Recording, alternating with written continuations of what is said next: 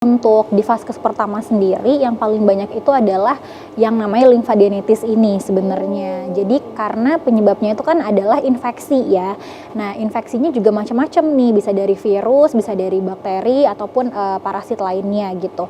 Kenapa paling banyak? Karena memang sebenarnya sebelum tahu ini sakitnya apa, biasanya itu dia udah ada benjolan terlebih dahulu gitu. Jadi kita langsung tahu, oh ini penyebabnya infeksi gitu. Jadi memang karena penyebab yang paling banyak itu adalah infeksi, jadi yang paling banyak juga biasanya itu adalah si limfadenitis ini. Ya, kalau limfadenopati itu sebenarnya sebutan kita untuk benjolan pada kelenjar getah bening ya, secara general atau secara umum.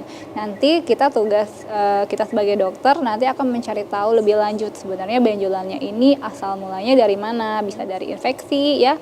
Contohnya seperti misalnya benjolan karena ada infeksi tuberkulosis, itu juga bisa berarti disebabkan karena bakteri TB, bakteri TBC gitu, itu juga bisa.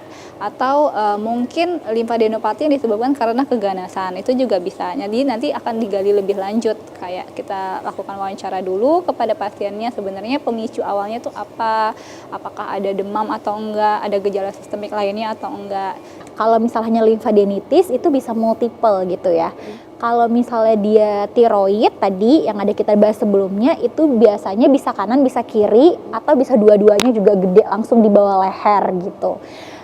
Selanjutnya kalau misal tadi kayak mumps itu juga bisa hanya di satu sisi aja atau bisa dua-duanya gitu.